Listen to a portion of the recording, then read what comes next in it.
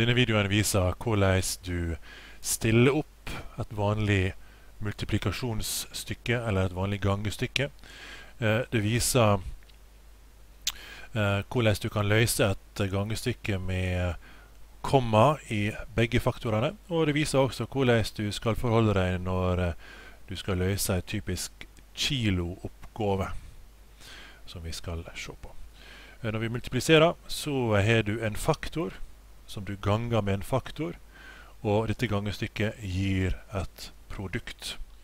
Når vi ganger, så har vi en vanlig måte å stille opp gangestykker på.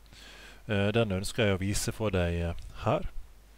Så jeg har tatt for meg to mulige oppgavetyper. Den ene oppgavetypen er at vi har en del komma med i bildet i begge faktorene. Og så har vi en mulig oppgavetype her, der vi vet at 1 kilo eple koster 16,90 kroner. Og så skal du finne ut hva 2,36 kilo koster. Da hopper vi ut i oppgaveløsning. Vi har den vanlige oppstillingen her. Og her er det jo viktig selvfølgelig å være litt nøyaktig når du jobber med gangestykke eller multiplikasjonsstykke. Jeg begynner alltid med det tallet her til høyre og ganger meg gjennom de to andre til venstre. Og så hopper jeg videre til det tallet her og ganger med det samme tallet, men vi må huske på denne trappetrinnsbevegelsen som vi må ha inn. Så vi løser det på følgende måte. 3 ganger 2 er 6. 3 ganger 4 er 12. Det var første trinn.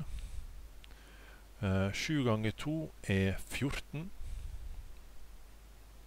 Da fører jeg 4-tallet ned, et steg inn. Sette 1 i mente. 4 ganger 7 er 28. Legge til mente, som er 29.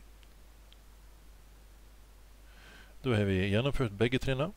Og så regner vi sammen. 6,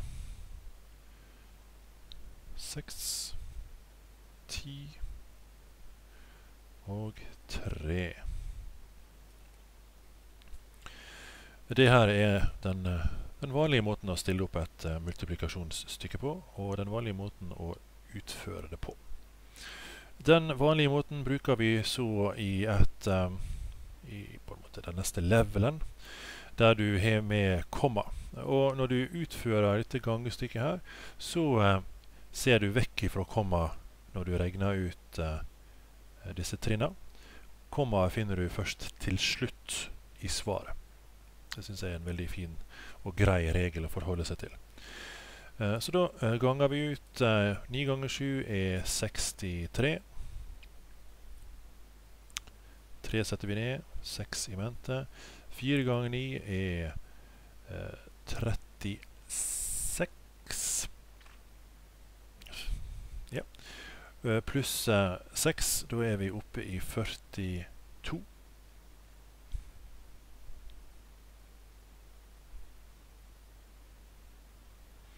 9 ganger 9 er 81, pluss 4 er 85. Det var første steg. 4 ganger 7 er 28.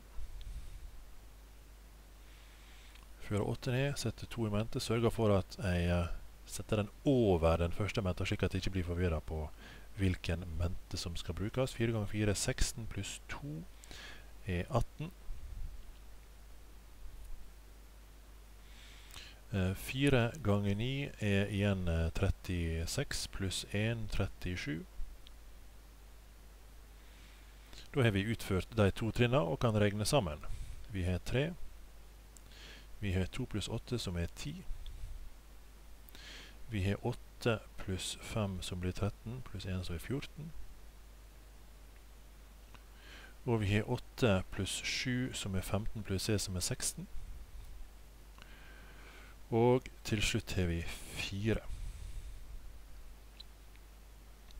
Nå har vi et stort tall her som vi skal gjøre mindre ved å sette inn komma. Og hvordan bestemmer vi antall tall bak komma? Jo, da må vi se i spørsmålet. Og da har vi ett tall bak komma der, og vi har ett totall. Til sammen 1, 2, 3 tall bak komma, Det skal det også være i svaret. Sånn. 1,30. Her har vi en tekstoppgave. 1 kilo epler koster 16,90 kroner. Hva koster 2,36 kilo epler? Og her stiller vi det opp slik som dette. Vi har 16,90 kroner. Bruk ikke kroner i selve oppsettet. Og vi ganger det med 2,36.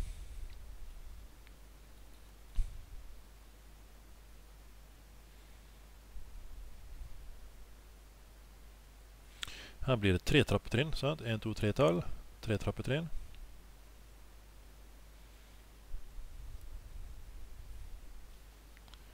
Før vi finner et endelig svar.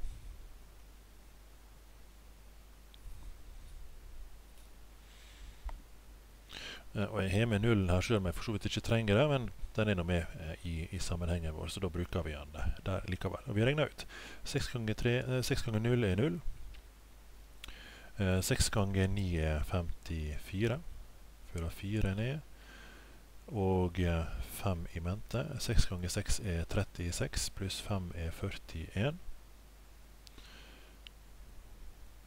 Og 1 ganger 6 er 6, pluss 4 er 10. Det var første trappetrinn. Så har vi 3 ganger 0 er 0. Husk på å forflytte oss et steg inn.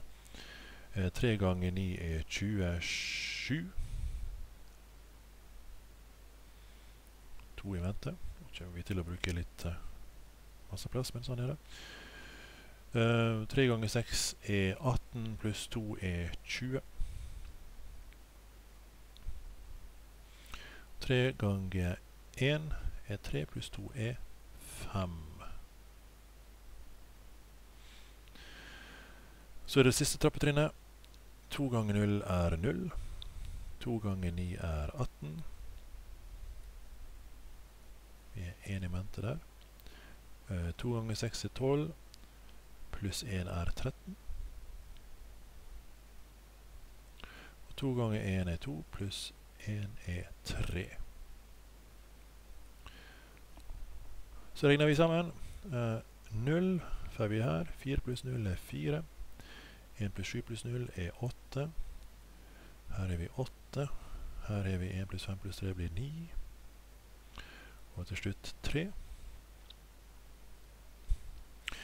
Og her ser vi at vi har et stort tall, men vi må jo slå sammen de tallene som vi har bak komma for å finne det endelige tallet. Og da ser vi hvor mange tall har vi bak komma i spørsmålet. Jo, da har vi 1, 2, 3, 4 tall bak komma. Da må vi også ha 4 tall bak komma her. Vi har med kroner å gjøre. Og da runder vi av svaret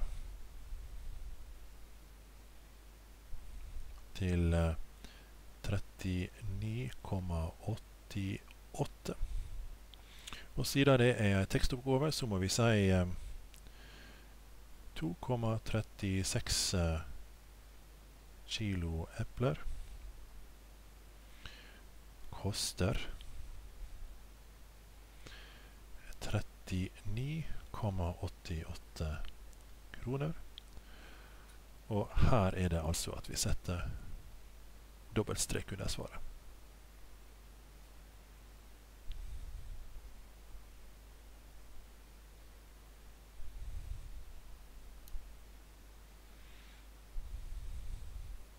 Og jeg vil også gjerne at du her har en enkelt strek under delsvar.